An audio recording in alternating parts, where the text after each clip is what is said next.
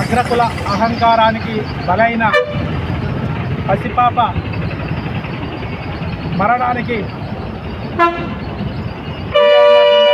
చర్యలను ఖండిస్తూ ఈరోజు పెద్దపల్లి జిల్లాలో తెలంగాణ రాజ్యాధికార పార్టీ జిల్లా అధ్యక్షులు ఉదయ్ మరియు రాష్ట్ర కార్యవర్గ సభ్యులు ఉండవేలి సామన్న మరియు రజక సంఘం అధ్యక్షులు బొడ్డుపల్లి రామూర్తి గారు మరియు వివిధ సంఘాల నాయకులు పార్టీ నాయకులు మరి జరిగిన సంఘటనను ఖండిస్తూ ఈరోజు ఆ పాప ఆత్మ శాంతి చేకూర్చాలని కొవ్వొత్తులతోటి వారికి నివాళులు అర్పించడం జరుగుతుంది. మరి 3 రోజుల క్రితం జరిగిన సంఘటన ఏహమైంది, చాలా దుర్మార్గమైంది.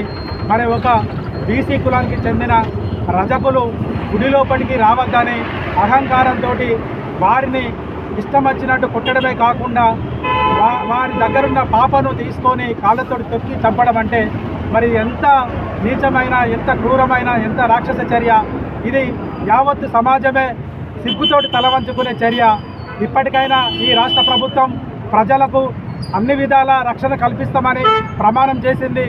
మరి మీరు మీ ప్రమాణం ఒక్క రెడ్డి కులానికైనా మరి అట్టడుగు బడుగు బలహీన వర్గాలకు మీ రక్షణ లేదా? మీరు ప్రశ్నించుకోవాలి. ప్రజాపాలన అంటే అర్థమైంది. అణగారిన వర్గాలను ఇష్టం వచ్చినట్టుగా కుల పేరుతో దూషిస్తూ వారిని ఇష్టం వచ్చినట్టు కొడుతూ వారిని చంపుతూ ఈ రాజ్యం ఏలితే దీన్ని ఏమంటారు? ఇది ప్రజారాజ్యం అంటారా? దీన్ని ప్రజా కంటకుల రాజ్యం అంటారా? మీరే ప్రశ్నించుకోవాలి. మరి మన దురదృష్టవశాత్తు మన రాష్ట్రానికి మరి హోంశాఖ మంత్రి కూడా మన గౌరవ మంత్రివర్యులు రేవంత్ రెడ్డి గారే. మరి మీ దగ్గర ఉన్న శాఖ కూడా ఇంత నిర్వీర్యంగా, ఇంత బలహీనంగా ఉంటే ప్రజలకు రక్షణ ఎక్కడి నుంచి వస్తుంది? మరి గతంలో కూడా సర్పంచ్ ఎన్నికల ముందు ఒక యాదవ జాతి బిడ్డను మూత్రం తాగేయడం జరిగింది. మరి ఈరోజు ఒక పసికందు 2 నెలల పసికందును మరి తొక్కి చంపడం జరిగింది. మరి ఇది దేనికి నిదర్శనం? ఇంత యాంత్రిక జీవనం లోపల ఇంత టెక్నాలజీ డెవలప్ అయినాక ఇంకా కులంతో పేరుతోటి దూషిస్తూ కులాలను మతాలను వేరు చేస్తూ ఈ పాలన ఎటు తీసుకుపోతుండ్రు. ఇప్పటికైనా మీరు ప్రజల పక్షాన ఉండి ఆ బాధితులకు రక్షణ కలిగించే విధంగా వారి ఇంటికి పోయి మీరు 50 లక్షల ఎక్స్‌గ్రేషియా పట్టించి ఎవరైతే దోషులు ఉన్నారో వారికి మరణశిక్ష విధించే విధంగా చట్టాలు రూపొందించాలి.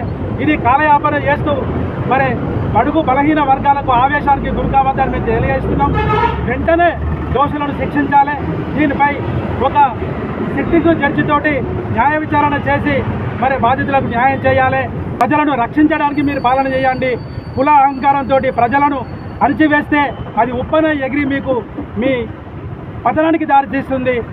ఇప్పటికైనా ప్రజల పక్షాన నిలబడి ఆ బాధితులకు న్యాయం చేయాలని చేస్తారని ఆశించు పాప ఆత్మకు శాంతి చేకూర్చాలని వారికి నివాళులు అర్పిస్తున్నాము. అహంకారాన్ని ఖండిద్దాం. పసిపాప ఆత్మకు శాంతి చేకూరేలా జై బహుజన, జై బీసీ.